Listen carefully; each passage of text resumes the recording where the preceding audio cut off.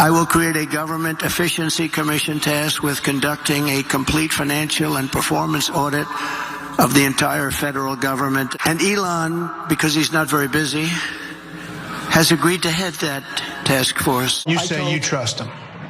Trust Elon? Oh, he's not gaining anything. In fact, I wonder how he can devote the time to it. He's so into it. But I told him do that. Then I'm going to tell him very soon, like maybe in 24 hours, to go check the Department of Education. He's going to find the same thing. Then I'm going to go to the military. Let's check the military. People are calling up from all over the country wanting to do and wanting to help Elon. And also, could you mention some of the things that your team has found? As you all just saw from that compilation video, President Donald Trump on multiple occasions has referred to Elon Musk as the leader of the Department of Government Efficiency, or at the very least, making decisions at the organization. But interestingly enough, last night, a White House official told a judge that Elon Musk is not the leader of DOGE. And in fact, Musk isn't even an employee of DOGE. So what's going on here? The issue of Musk's status at DOGE came up during some court proceedings thanks to a lawsuit that has been filed by 14 separate states against Musk, Trump, and DOGE. These states that are involved in the suit are claiming that Musk's government role is actually unconstitutional because he has not faced any Senate confirmation hearings. He's not an elected official.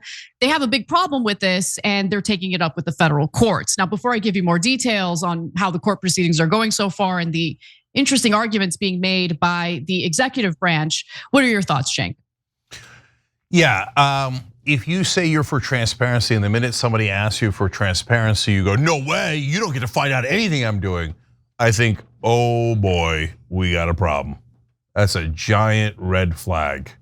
So if you think, well, of course the government should have transparency, except for Elon, because Elon is so rich and he'd like to be richer than Jeff Bezos, and that's why he became the #1 donor to Donald Trump so he can control the entire government, and that's why we shouldn't find out what he's doing. You might have missed the point of transparency. So these 14 states that are challenging Musk's role, referring to it as unconstitutional, are asking for very specific things through the federal courts. They would like to prevent Elon Musk and DOGE from accessing federal databases. Obviously, these federal databases have a lot of incredibly private information, especially when we're talking about the Social Security Administration, which DOGE was trying to access over the weekend. That led to a high level public servant resigning as a result. Michelle King is her name. And in that case, we're talking about medical records, okay? Because people apply for Social Security insurance as a result of disability. So that has to be some sort of violation of HIPAA rules and regulations. But nonetheless, they're also asking that, when firing federal employees or replacing them on involuntary leave, or placing them on involuntary leave, they want that all to stop, okay? That's what they're challenging. So in court, Joshua Fisher, who's the director of the White House Office of Administration, told the judge the following: Musk is an employee of the White House office and serves as senior advisor to the president. So that's the argument. This is not the leader of DOGE. This isn't, almost like an official role. This is, we're talking about an employee of the White House office, and that office is allegedly separate from DOGE. That's the argument that they're making. Now, Fisher continues, like other senior White House advisors, Mr. Musk has no actual or formal authority to make government decisions himself.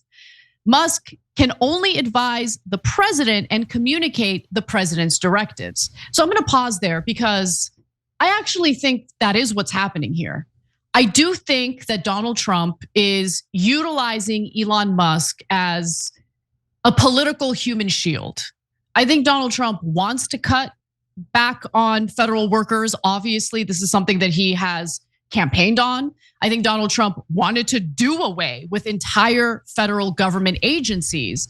And right now, as Trump himself is enjoying relatively high approval ratings. And when I say relative, I'm talking about relative to his previous approval ratings. Right now, he's at record highs. Elon Musk is the one who's noticing a pretty massive dip in his approval rating, according to the polls. And so Musk is the one taking the hits for what Donald Trump is effectively implementing, with Musk advising him on what to do, right? So I think that's what's really going on here. I think that's how Musk is playing a role within the administration. But I also want to just note this argument is being made in the courts in order to uphold his position within the White House without having to worry about the constitutionality of it all. Yeah, so the point about Anita Dunn's not a bad point. There have been advisors to different presidents that don't take a salary and don't have an official position. And Anita Dunn with Joe Biden is actually a very good example of that. So on the other hand, Anita Dunn didn't ask for the private information of every single American through Social Security, IRS, and Treasury, because that would have been mental. And if she had asked for that, since she's also a lobbyist and a PR specialist, I would have lost my mind and said, what the hell do you need that for? And if she came up with some BS excuse about fraud, waste, and abuse, I would have said, my ass. Absolutely not. And if you're gonna do that, then you have to be subject to conflict of interest rules. Let me see all the people that you advise for your PR agency, for your consultancy, etc. And what are they going to gain from you having that information? Aha, well, that's exactly why they don't want Musk to be considered an employee, because then he would be subject to conflict of interest rules, and he has massive, massive conflicts of interest. He could look at all of his business competitors' information through there. On that alone, it should never be allowed.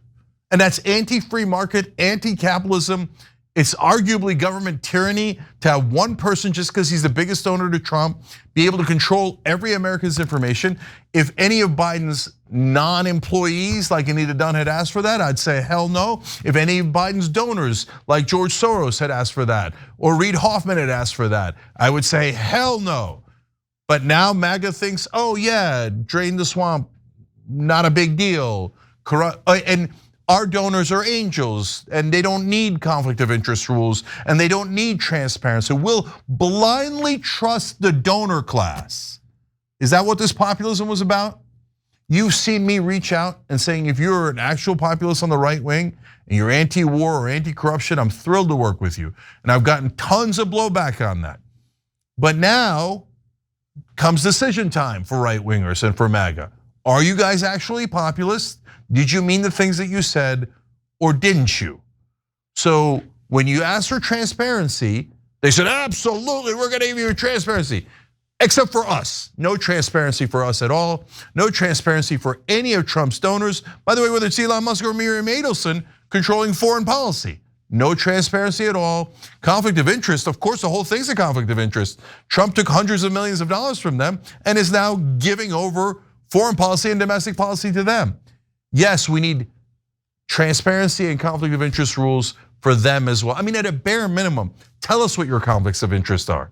Even if that doesn't stop you. It doesn't mean, oh, that's it, you can't do it. It just has, okay, hey, right, I do Starlink, I do SpaceX, and my competitors are Raytheon and Boeing. Oh, look at that, I just cut all their contracts and added to mine. Okay, then at least we know, and then we can make a knowledgeable decision. But if you say transparency for thee, but not for me, I think crook. So you're gonna have to prove that you're not a crook if you're saying, don't look, don't look, don't look at what I'm doing, okay? Whatever you do, I'm the top donor, don't look. That ain't populism, man, that's something else. Yeah, I don't think the populist wing of Trump's base has realized or even accepted that they've been co-opted by corporate interests, and their wing of the Republican Party is currently losing. Like, they've been shut out. And unfortunately, because they love Trump so much, and because Trump promotes Elon Musk so much, they're just kind of going along with it, thinking what Elon Musk is up to it must be good. But remember, we're talking about a tech CEO, again, who has his own conflicts of interest.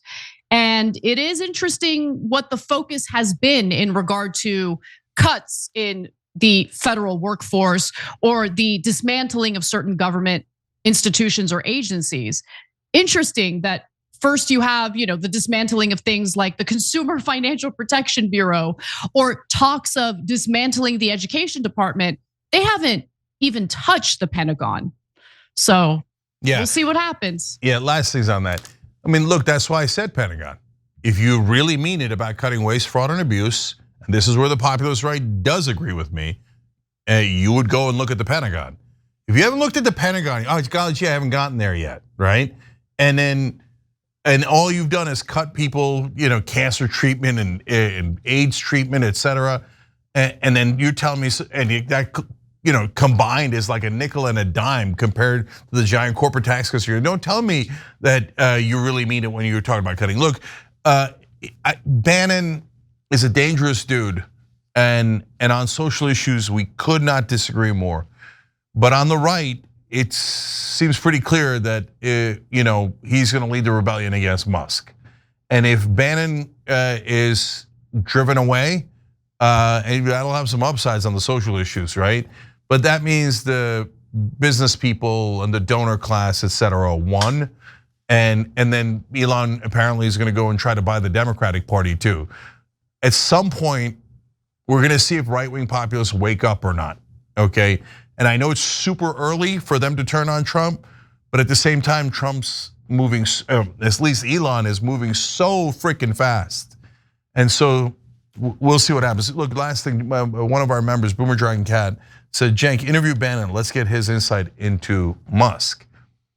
My God, if we interviewed Bannon, the internet's heads would explode. So maybe we should do it. Thanks for watching the Young Turks, really appreciate it. Another way to show support is through YouTube memberships. You'll get to interact with us more. There's live chat emojis, badges. You've got emojis of me, Anna, John, JR. So those are super fun. But you also get playback of our exclusive member-only shows and specials right after they air. So all of that, all you gotta do is click that join button right underneath the video. Thank you.